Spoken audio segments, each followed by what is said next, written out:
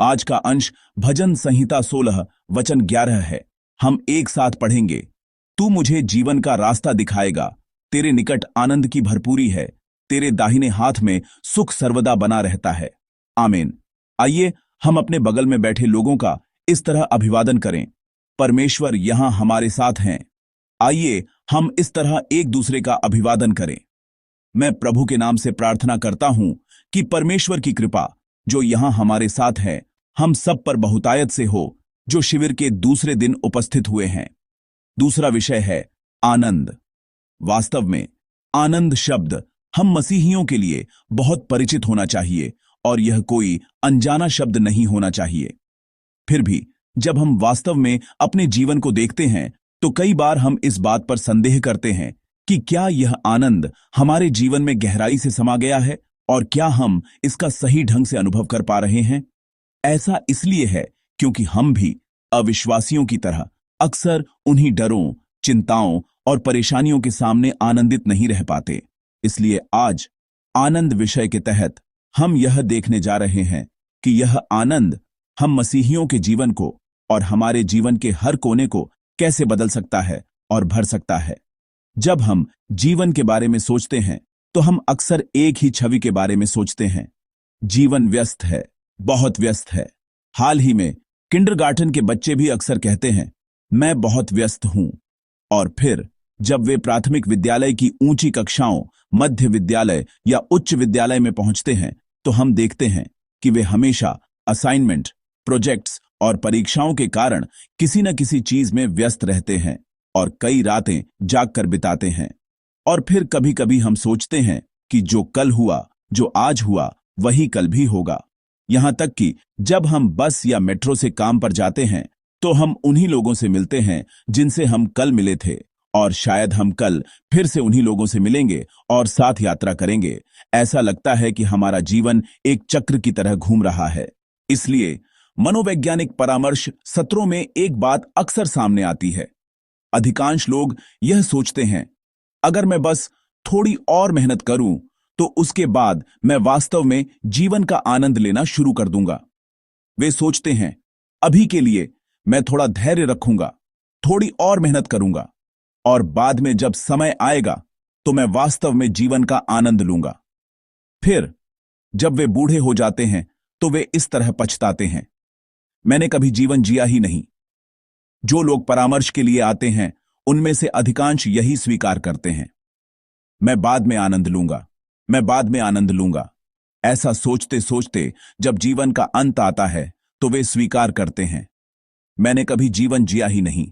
लोग अक्सर सोचते हैं कि जब कोई काम खत्म हो जाएगा या जब धीरज का समय बीत जाएगा तब आनंद का समय आएगा। हमारी माताएं भी ऐसी ही थीं। हमारी माताओं के पास हमेशा अलमारी में अच्छे बर्तन रखे होते थे। विलेरॉय एंड बॉश, पोर्टमेरियन जैसे बर्तन हमेशा सहेज कर रखे रहते थे। मैंने कभी उन बर्तनों में ठीक से भोजन परोसते हुए नहीं देखा। और जब मां का निधन हो जाता है तो बेटे बेटियां बहुत रोते हैं, ओह, उन्होंने यह भी यहां सहेज कर रखा था, उन्होंने यह भी सहेज कर रखा था। वे ऐसे अच्छे बर्तन बस यह सोचते हुए सहेज कर रखती थीं कि मैं इसे बाद में इस्तेमाल करूंगी, किसी अच्छे दिन पर इस्तेमाल करूंगी। और हर दिन भोजन के लिए हम जो बर्तन इस्तेमाल करते थे वे साधारण या सस्ते बर्तन होते थे। हमारे अंदर भी यह आदत हमेशा होती है, अभी नहीं, बाद में कुछ अच्छा इस्तेमाल करेंगे। यह सोचने की प्रवृत्ति हम में बहुत प्रबल होती है। ऐसे समय के लिए एक कहावत है, बचाते बचाते बेकार हो जाता है। बहुत अधिक बचत करना और मितव्ययी होना एक बहुत अच्छा विचार है, लेकिन जब हम अभी आनंद ले सकते हैं, जब हम अभी खुश हो सकते हैं, तो उस खुशी को बाद में कहकर टालते रहना कभी भी अच्छा विचार नहीं है। हमें यह याद रखना चाहिए कि एक ऐसा दिन आ सकता है जब हम बाद में आनंद नहीं ले पाएंगे।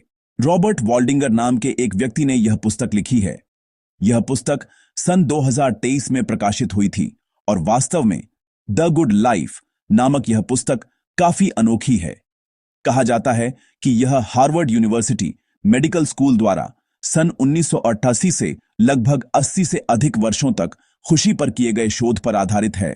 वे कहते हैं, आखिरकार खुशी का रहस्य खोज लिया गया है। और रिपोर्ट का मुख्य विषय यह है, खुशी सफलता पैसे या प्रसिद्धि से नहीं बल्कि रिश्तों से आती है। 80 से अधिक वर्षों तक दुनिया के सर्वश्रेष्ठ विश्वविद्यालय में किए गए शोध का खुशी के बारे में एकमात्र संदेश यही था, खुशी सफलता पैसे या प्रसिद्धि से नहीं बल्कि रिश्तों से आती है। तो हम कहते हैं कि हम खुशी का पीछा कर रहे हैं और हम सभी कहते हैं कि हम खुश रहना चाहते हैं। यहां मौजूद छोटे बच्चों में से कोई भी ऐसा नहीं होगा जो कहे मैं खुश नहीं रहना चाहता। हम सभी खुश रहना चाहते हैं, लेकिन 80 वर्षों तक शोध करने वाले व्यक्ति का कहना है कि खुशी रिश्तों में है। लेकिन खुश रहने की चाहत रखते हुए भी हम सफलता पैसे और प्रसिद्धि के पीछे भाग रहे हैं। मुझे लगता है कि यही हमारे भीतर की दुविधा है। खुशी रिश्तों से आती है, न कि सफलता पैसा प्रसिद्धि जैसी चीजों से जिनके बारे में हम सोचते थे कि अगर हम उन्हें पा लेंगे तो हम खुश हो जाएंगे। इसलिए कई प्रतिभागी युवावस्था में मानवीय रिश्तों का त्याग करते हुए जीते हैं। वे सोचते हैं, भले ही मैं अपने माता पिता से थोड़ा कम संपर्क करूं, मैं पहले सफल हो जाऊंगा और फिर कुछ करूंगा। भले ही मैं अपने बच्चों के साथ थोड़ा कम खेलूं, मैं पहले सफल हो जाऊंगा और फिर कुछ करूंगा। वे सफलता के लिए परिवार और मानवीय रिश्तों का त्याग करते हैं। लेकिन बुढ़ापे में जिन लोगों ने इस तरह जीवन जिया है, वे अक्सर यह स्वीकार करते हैं, मैंने अपना जीवन नहीं जिया है। वे स्वीकार करते हैं, मैं अपनी चिंता के पीछे भागता रहा हूं। यानी 80 से अधिक वर्षों तक चले इस शोध के अनुसार यही आधुनिक लोगों का जीवन रहा है। हम सक्रिय रूप से अपना जीवन नहीं जी रहे थे, बल्कि एक निराधार और अस्तित्वहीन चिंता के कारण बस भागते हुए जी रहे थे। यही हम आधुनिक लोगों की हकीकत थी। इस दृष्टिकोण से हमें अपने विश्वास के जीवन पर भी एक नजर डालने की जरूरत है। अगर हम अपने विश्वास को थोड़े अलग दृष्टिकोण से देखें तो कई बार हम अपना विश्वास का जीवन बहुत चिंता और बेचैनी में जीते हैं। हमारे विश्वास के जीवन में भी कई लोग इस तरह से विश्वास का जीवन जीते हैं। अगर मैं आराधना में शामिल न होऊं तो मन में कुछ बेचैनी सी होती है। अगर मैं एक दिन सेल ग्रुप मीटिंग छोड़ दूं तो मन में कुछ बेचैनी होती है। यह आराधना छोड़ने या सेल ग्रुप मीटिंग छोड़ने के लिए कहना नहीं है, लेकिन कुछ ऐसा है जो बेचैन करता है। अगर मैं अपने विश्वास के जीवन और कार्यों को ठीक से नहीं करता हूं तो क्या परमेश्वर मुझे दंडित नहीं करेंगे? क्या परमेश्वर मुझे मेरे दैनिक जीवन में इसका नतीजा नहीं दिखाएंगे? इस तरह की कुछ बेचैनियां होती हैं। इसलिए जैसे हमारे बच्चे घर पर अपना होमवर्क करते हैं, वैसे ही कुछ लोग इसे एक काम की तरह जल्दी से निपटा देते हैं। पहली आराधना में आकर जल्दी से आराधना करते हैं और फिर अपने काम करने लगते हैं। ऐसे कई लोग हैं जो कुछ बेचैनी के कारण इस तरह से विश्वास का जीवन जीते हैं। यह एक कहानी है जो मैंने एक पादरी से सुनी है। एक एल्डर थे जो गोल्फ से बहुत प्यार करते थे, इसलिए वे रविवार को सुबह जल्दी गोल्फ खेलने गए। उस समय पहली आराधना जैसी कोई चीज नहीं थी और कुछ चर्च रविवार को भी सुबह की प्रार्थना करते थे। सुबह की प्रार्थना करके गोल्फ खेलने चले गए। गोल्फ कोर्स में परमेश्वर ने क्या किया होगा? क्या हर बार जब उन्होंने शॉट मारा तो गेंद गलत दिशा में गई और हर बार जब उन्होंने शॉट मारा तो गेंद बंकर में चली गई? क्या ऐसा हुआ होगा? हमारे परमेश्वर ने उस दिन उन्हें होल इन वन करवा दिया। लेकिन एक समस्या थी, वे एक एल्डर हैं, है ना? उन्होंने गोल्फ में होल इन वन किया है ना? लेकिन वह दिन कौन सा था? रविवार। वे किसी को भी इसके बारे में डींग नहीं मार सकते थे। उन्होंने होल इन वन किया है, जो जीवन में एक बार होता है, लेकिन वे किसी को भी इसके बारे में बता नहीं सकते थे। इस तरह वे चिंता करते करते बीमार पड़ गए और मर गए। यह एक सुनी सुनाई कहानी है। मानो या ना मानो, यह एक कहानी है जो एक पादरी ने मुझे सुनाई थी। यह हमारे विश्वास के जीवन का एक पहलू दिखाता है। कुछ बेचैनी है।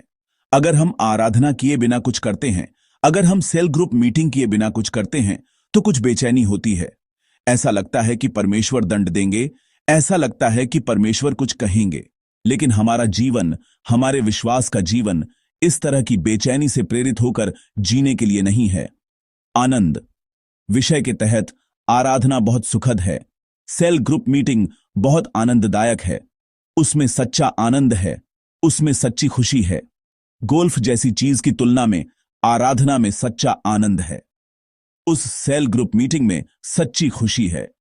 इसलिए गोल्फ को स्वाभाविक रूप से छोड़कर आराधना में आना, टीवी कार्यक्रमों और शो जैसे कार्यक्रमों को स्वाभाविक रूप से छोड़कर चर्च आना, क्योंकि वे तुलना के योग्य नहीं हैं, यही हमारे विश्वास का जीवन होना चाहिए। उसमें आनंद है। हमारे विश्वास के जीवन में एक ऐसा आनंद है जिसे शब्दों में बयान नहीं किया जा सकता। जो इसका स्वाद छक चुके हैं वे जानते हैं। हम उस स्वाद के कारण आराधना करते हैं, किसी बेचैनी के कारण आराधना करने नहीं आते, किसी काम को निपटाने की तरह आराधना करने नहीं आते। हमें यह याद रखना चाहिए, आराधना में आनंद है। क्या आप विश्वास करते हैं? सेल ग्रुप मीटिंग में एक ऐसी खुशी है जिसकी तुलना दुनिया से नहीं की जा सकती। क्या आप विश्वास करते हैं? आमीन। हम उस आनंद और खुशी के कारण विश्वास का जीवन जीते हैं। आनंद विषय का निष्कर्ष यह है। कुछ लोग सोचते हैं जब कोई काम खत्म हो जाएगा या जब धीरज का समय बीत जाएगा तो आनंद का समय आएगा। अगर कोई आराधना को भी इस दृष्टिकोण से देखता है तो वह व्यक्ति बहुत दुखी मसीही है। मैं इस आराधना के समय को जल्दी से खत्म करूंगा और फिर मैं चर्च में स्वादिष्ट भोजन करूंगा। हमारा दिल केवल ऐसी जगहों पर नहीं होना चाहिए।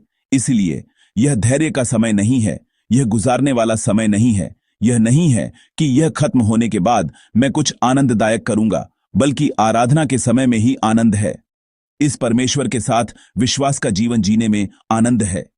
मैं प्रभु के नाम से प्रार्थना करता हूं कि आप उस स्वाद को महसूस करें और उस स्वाद को जानें। अब आज के पाठ में यही कहा जा रहा है। आइए हम आज का पाठ भजन संहिता 16 अध्याय 11 पद एक साथ पढ़ें। तू मुझे जीवन का रास्ता दिखाएगा, तेरे निकट आनंद की भरपूरी है, तेरे दाहिने हाथ में सुख सर्वदा बना रहता है। आमीन।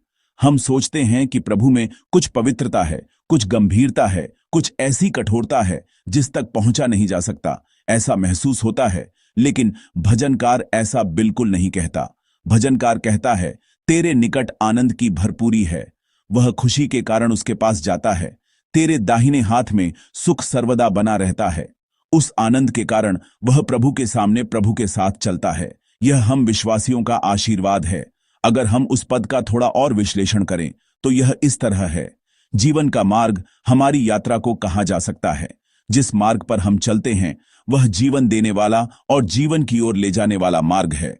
उसमें भरपूर आनंद है, यानी यह भरपूर आनंद वह आनंद है जो हमें वास्तव में संतुष्ट करता है। प्रभु जो आनंद हमें देते हैं वह केवल इंद्रिय सुख या क्षणिक आनंद नहीं है। यह भरपूर आनंद है, वह आनंद जो हमें वास्तव में संतुष्ट कर सकता है। यह क्षणिक सुख के बाद का खालीपन नहीं है, बल्कि यह ऐसी खुशी है जो और अधिक खुशी लाती है। वह आनंद है जो परमेश्वर हमें देते हैं और वे हमें अनंत सुख देते हैं। अनंत एक ऐसा क्षेत्र है जिसके बारे में मनुष्य सोच भी नहीं सकता। अनंत मनुष्य से परे का क्षेत्र है। इसीलिए परमेश्वर हमें एक अद्भुत आनंद देते हैं जो केवल वे ही हमें दे सकते हैं।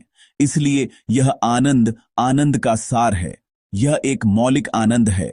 यह एक ऐसा आनंद है जिसकी तुलना दुनिया की किसी भी चीज से, चाहे वह गोल्फ खेलना हो, नेटफ्लिक्स देखना हो या यूट्यूब देखना हो, नहीं की जा सकती।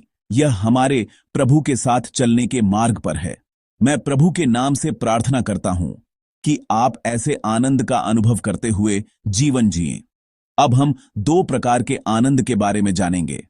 हेडोनिक आनंद, यह सुखवादी आनंद है। यह इंद्रिय सुख है। यह क्षणिक आनंद है। यह थोड़ी देर के लिए खुश करने वाला होता है, लेकिन थोड़ी देर बाद यह आनंद नहीं रहता, बल्कि किसी उदासी की भावना में बदल जाता है। यह कुछ ऐसा है जो हम आजकल शॉर्ट वीडियो में बहुत महसूस करते हैं। डोपामाइन का उछाल आता है और हम थोड़ी देर के लिए खुश हो जाते हैं, लेकिन यह हमें नशे की तरह उसी तरह के आनंद की तलाश में लगा देता है। यह इस तरह का आनंद है, यूडेमोनिक आनंद। यू का अर्थ यूनानी में अच्छा है, जैसे सुसमाचार के लिए यूआंगेलियन, जिसका अर्थ है अच्छी खबर, और डेमोन, जिसका अर्थ है आत्मा। यूडेमोनिक यानी एक अच्छी आत्मा से मिलने वाला आनंद है। यह कोई इंद्रिय सुख नहीं है, बल्कि यह वह आनंद है जो हमें अर्थ, उद्देश्य, मूल्य और रिश्तों में मिलता है। हम पहले से ही जानते हैं कि जब हम अपने प्रभु से मिलते हैं तो यह केवल सतही रोमांच या इंद्रियों को उत्तेजित करने वाला आनंद नहीं होता है। हमारे प्रभु में जो आनंद हमें दिया जाता है वह एक शांत झील में उठने वाली लहरों की तरह का आनंद है, लेकिन वे लहरें धीरे धीरे बढ़ती हैं और हमें ढक लेती हैं और हमें उस आनंद में डुबो देती हैं, ताकि उस आनंद के कारण हम जिएं, उस आनंद के कारण हम फिर से स्वस्थ हों। यह उस तरह का आनंद है। इन दो प्रकार के आनंदों को याद करते हुए हमें यह सोचना चाहिए कि हमें किस आनंद का पीछा करना चाहिए और किस आनंद से दूर रहना चाहिए। हमें पहले प्रकार के आनंद में बहुत अधिक नहीं डूबना चाहिए। हमें वीडियो और अन्य छोटी छोटी चीजों में बहुत अधिक नहीं डूबना चाहिए। इसके बजाय हमारा आनंद लंबी, गहरी, अर्थपूर्ण और उद्देश्यपूर्ण चीजों में होना चाहिए। इसलिए हमारे प्रभु जो हमें आनंद देते हैं उसे भरपूर आनंद और अनंत सुख कहा गया है। यह भरपूर आनंद और अनंत सुख हमारे प्रभु के भीतर है। केवल प्रभु के भीतर ही हम इस तरह का आनंद महसूस कर सकते हैं और हमें व्यर्थ के आनंद, थका देने वाले आनंद, यहां तक कि विनाशकारी आनंद को भी अर्थ और मूल्य से भरे आनंद से बदलना चाहिए। इसे बदलने का एकमात्र तरीका यह है कि हम अपने प्रभु के पास जाएं और प्रभु में अनुग्रह का गहरा अनुभव करें। जब हम उस परमेश्वर में रहते हैं, उनके प्रेम को गहराई से महसूस करते हैं और उनके प्रेम में पूरी तरह से डूब जाते हैं, तो हम धीरे धीरे उन इंद्रिय सुखों से छुटकारा पा सकते हैं और उन्हें छोड़ सकते हैं। हमें अपने जीवन को ऐसे आनंद से भरना और बदलना चाहिए। आलिंगन विषय के तहत हमने सीखा है कि यह परमेश्वर पिता के आलिंगन में और आराधना तथा सेल ग्रुप मीटिंग जैसी चीजों के भीतर होने वाली घटना है। हमने पिछली बार भी ऐसा ही सीखा था। उस आलिंगन के भीतर का आनंद ऐसा ही है। यह आलिंगन हमें बताता है कि बाहर का आनंद इंद्रियों का और क्षणिक सुख है जो एक कड़वा स्वाद छोड़ जाता है, जबकि इस आलिंगन के भीतर का आनंद सच्चा और आत्मिक है।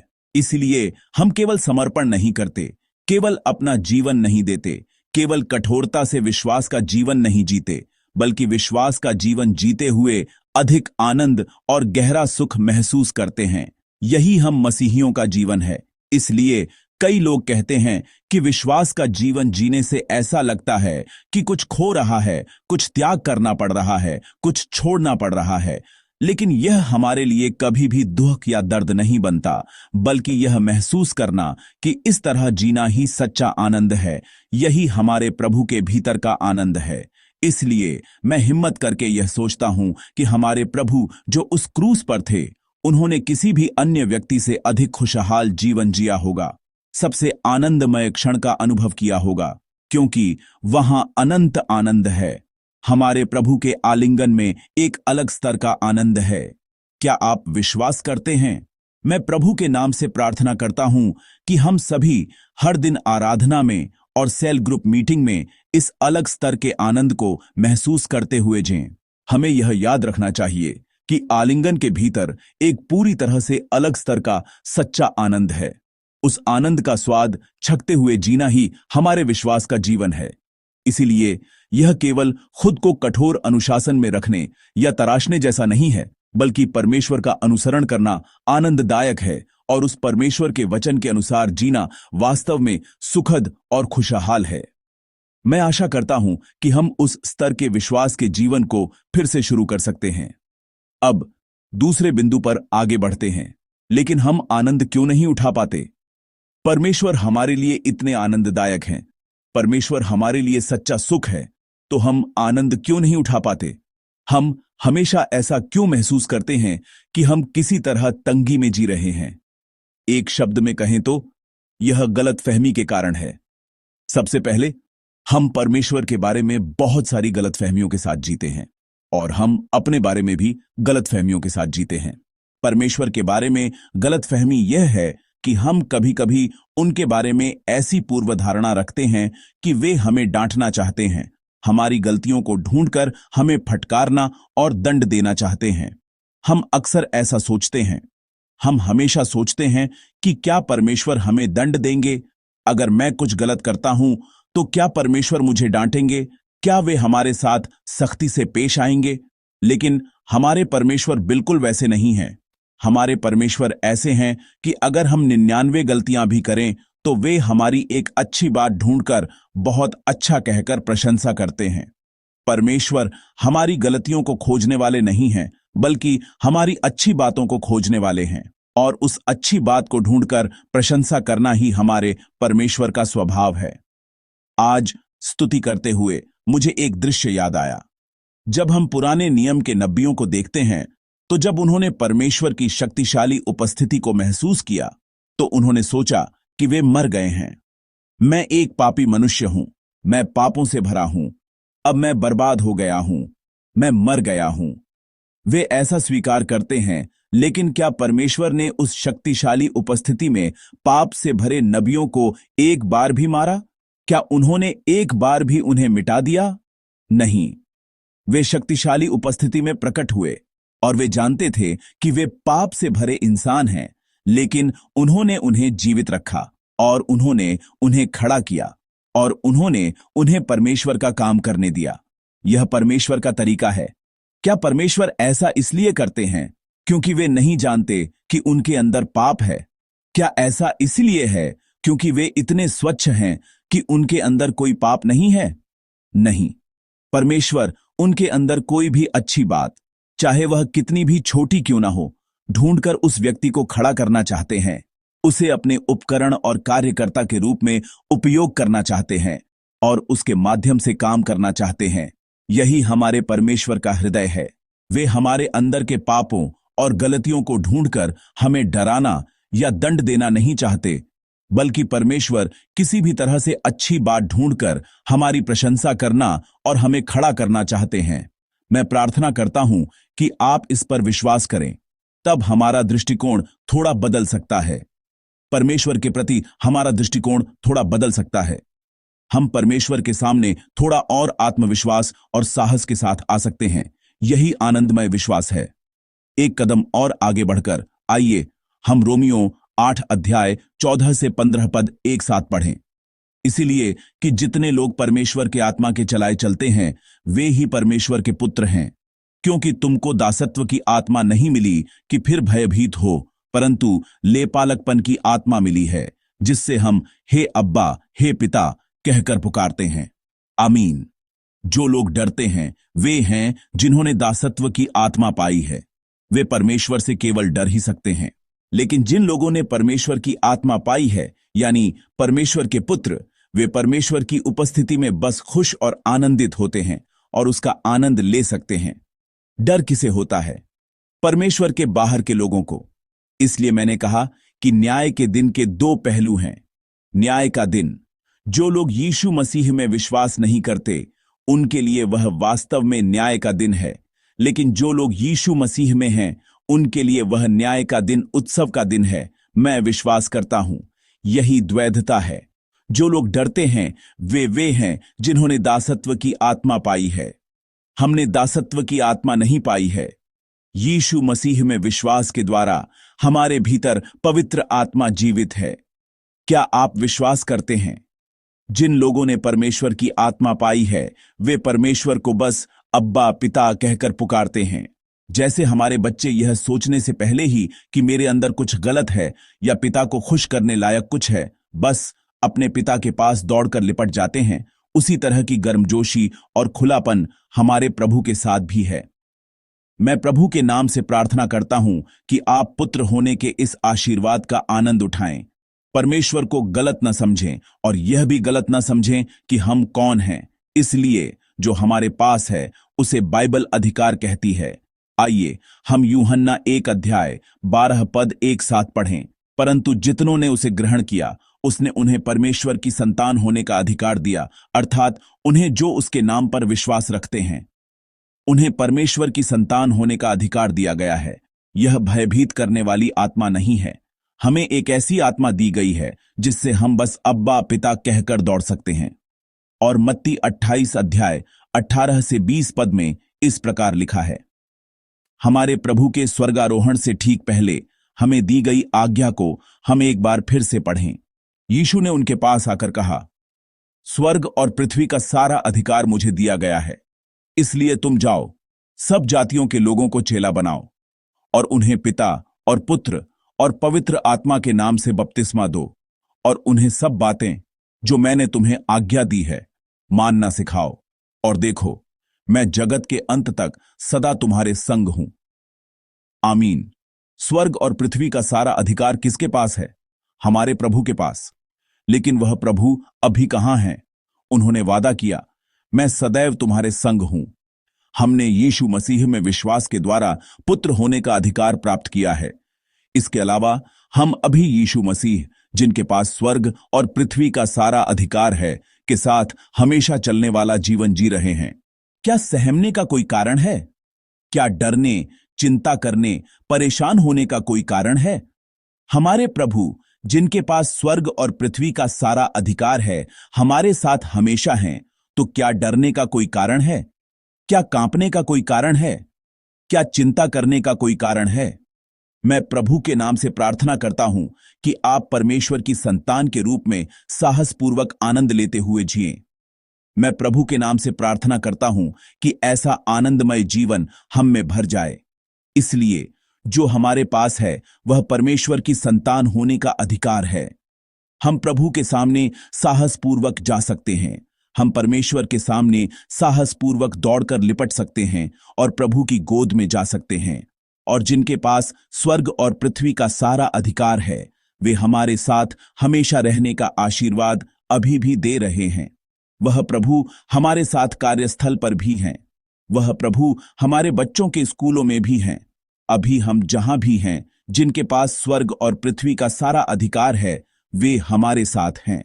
इस तथ्य को भूले बिना जिएं। अंधकार की शक्तियां हमेशा हमें यह भुलाने की कोशिश करती हैं। चिंता, परेशानी और डर देकर हमें यह भुला देना ही शैतान का काम है। हमें इस धोखे में नहीं आना चाहिए। जिनके पास स्वर्ग और पृथ्वी का सारा अधिकार है, वे हमारे साथ हैं। वे अभी यहां भी हैं, हमारे कार्यस्थल पर भी हैं, हमारे स्कूलों में भी हैं और हमारे घरों में भी हैं। इस तथ्य को न भूलें और उस अधिकार का आनंद लेते हुए जिए। मैं प्रभु के नाम से प्रार्थना करता हूं। मैं एक बार फिर संतान के अधिकार की बात करता हूं। संतान का अधिकार ऐसा है। मत्ती 7 अध्याय 9 से 11 पद में इस प्रकार लिखा है। आइए हम एक साथ पढ़ें। तुम में से ऐसा कौन मनुष्य है कि यदि उसका पुत्र उससे रोटी मांगे तो वह उसे पत्थर दे, या मछली मांगे तो उसे सांप दे? अतः जब तुम बुरे होकर अपने बच्चों को अच्छी वस्तुएं देना जानते हो, तो तुम्हारा स्वर्गीय पिता अपने मांगने वालों को अच्छी वस्तुएं क्यों न देगा? आमीन। हमारे परमेश्वर ऐसे हैं जो किसी भी तरह से देना चाहते हैं। हमारे परमेश्वर ऐसे नहीं हैं जो न देना चाहते हैं। वे ऐसे नहीं हैं जो कहें मुझे 40 दिन का उपवास करना होगा, अगर मैं सुबह की प्रार्थना एक दिन भी छोड़ दूं तो मुझे यह नहीं मिलेगा। मुझे पहाड़ पर चढ़कर प्रार्थना करनी होगी, तभी वे देंगे।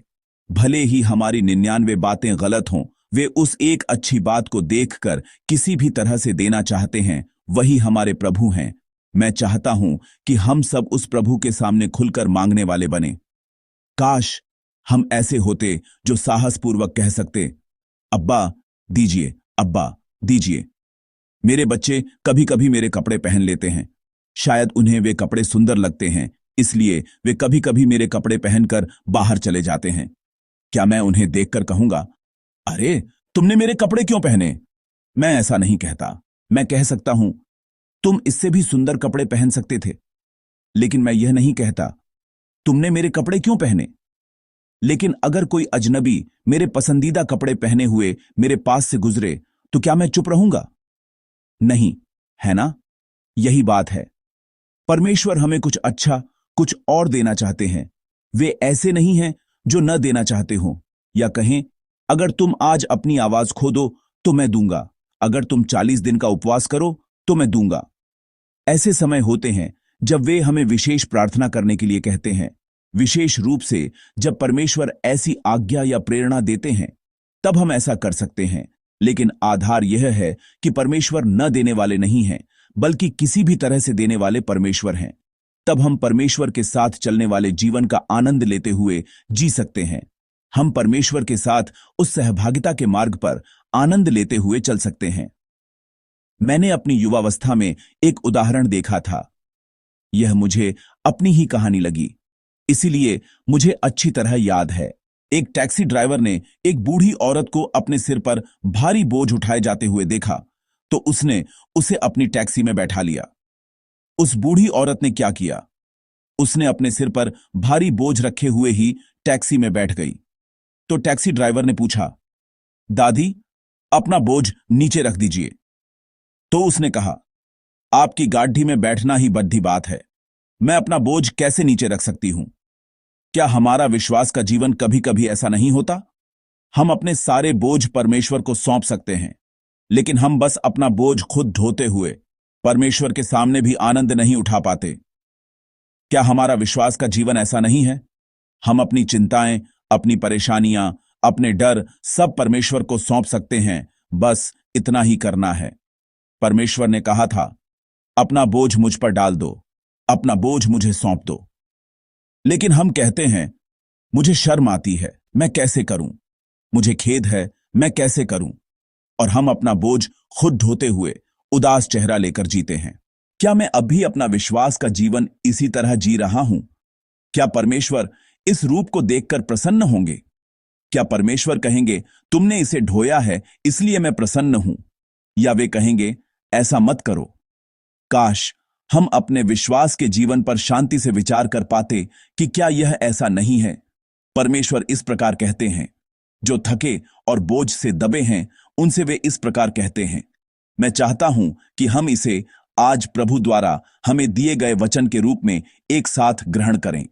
यह मत्ती 11 अध्याय 28 से 30 पद का वचन है। आइए हम इसे एक साथ पढ़ें।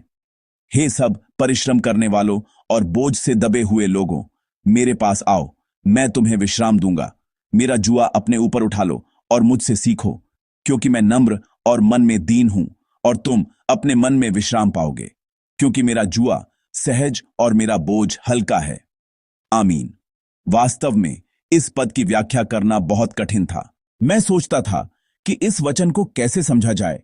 बोझ से दबे लोग सब आते तो हैं, लेकिन अंत में उन्हें फिर से बोझ उठाने के लिए कहा जाता है।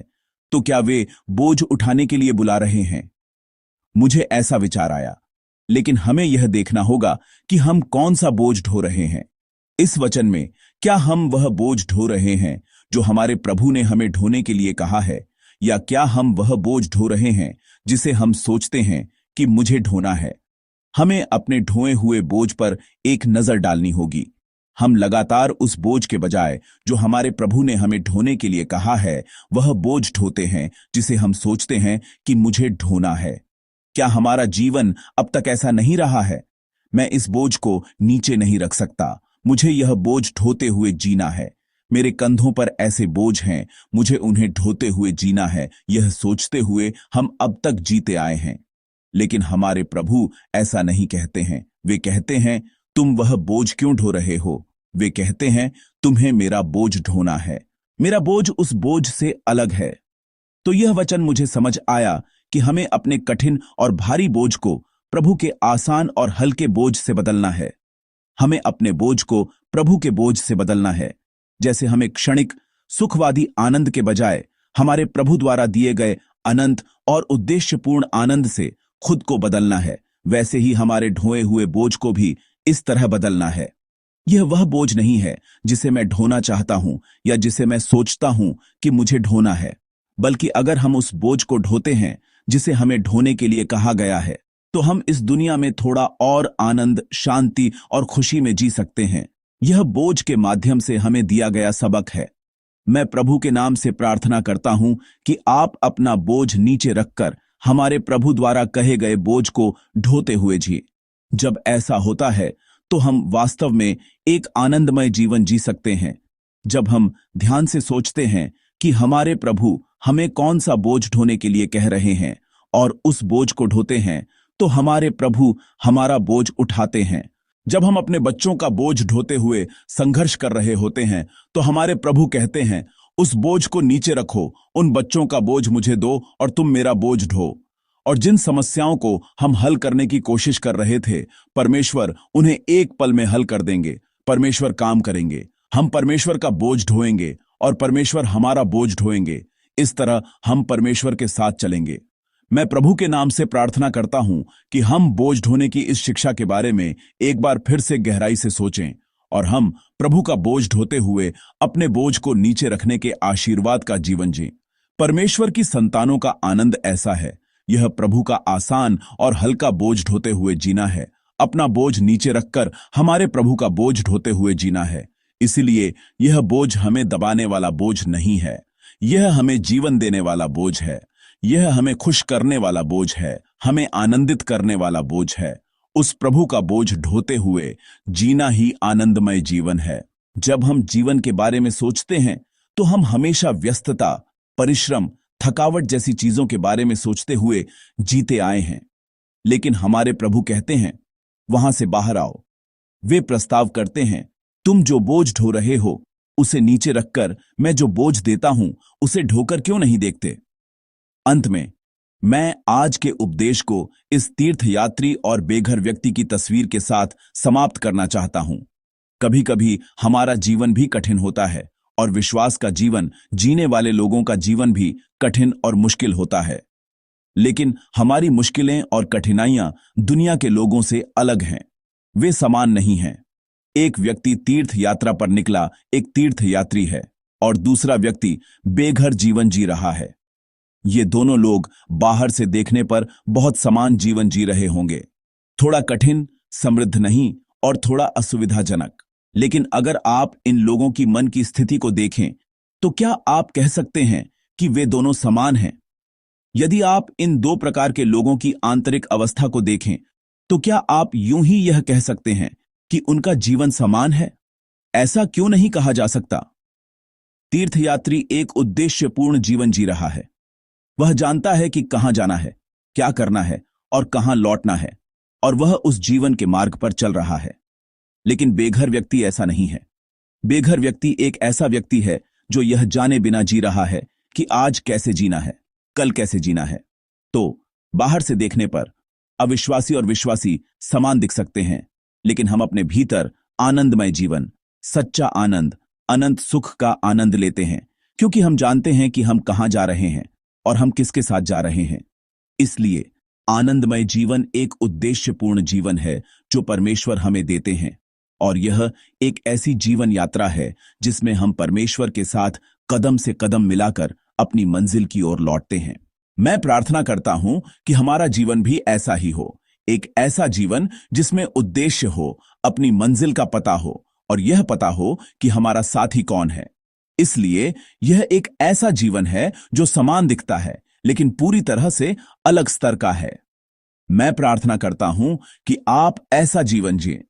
हम जो अपने जीवन में आनंद नहीं उठा पा रहे हैं, जो दुनिया के लोगों की तरह ही चिंता, परेशानी और दुख में डूबे हैं, उनसे हमारे प्रभु कहते हैं, उस बोझ को मत ढो और जल्दी से बाहर आओ। आज जब हम प्रार्थना करें तो काश हम परमेश्वर की उस आवाज को सुने। यह समय है कि हम जांचें कि हम क्यों आनंद नहीं उठा पा रहे थे, या कहीं हम गलत आनंद या गलत खुशी में तो नहीं पड़ गए थे। आइए हम परमेश्वर के सामने प्रार्थना करें और पुकारें। हम एक साथ स्तुति करते हुए परमेश्वर के पास जाएंगे। हम एक साथ प्रार्थना करें। इस स्तुति को प्रार्थना के मन से गाते हुए आगे बढ़ेंगे। हम एक साथ प्रार्थना करें। प्रभु के सामने आकर घुटने टेकें। दया करने वाले प्रभु, आकाश की ओर दोनों हाथ उठाकर आकाश के द्वार खुलें और अनुग्रह की वर्षा इस धरती पर भर जाए। अंत में प्रभु आकर धार्मिकता की वर्षा हम पर उंडेलें। हम एक साथ प्रार्थना करें। प्रभु के सामने आकर घुटने टेकें। दया करने वाले प्रभु, आकाश की ओर दोनों हाथ उठाकर आकाश के द्वार खुलें और अनुग्रह की वर्षा इस धरती पर भर जाए। अंत में प्रभु आकर धार्मिकता की वर्षा हम पर उंडेलें। आकाश के द्वार खुलें और अनुग्रह की वर्षा इस धरती पर भर जाए। अंत में प्रभु आकर धार्मिकता की वर्षा हम पर उंडेलें। आकाश के द्वार खुलें और अनुग्रह की वर्षा इस धरती पर भर जाए। अंत में प्रभु आकर धार्मिकता की वर्षा हम पर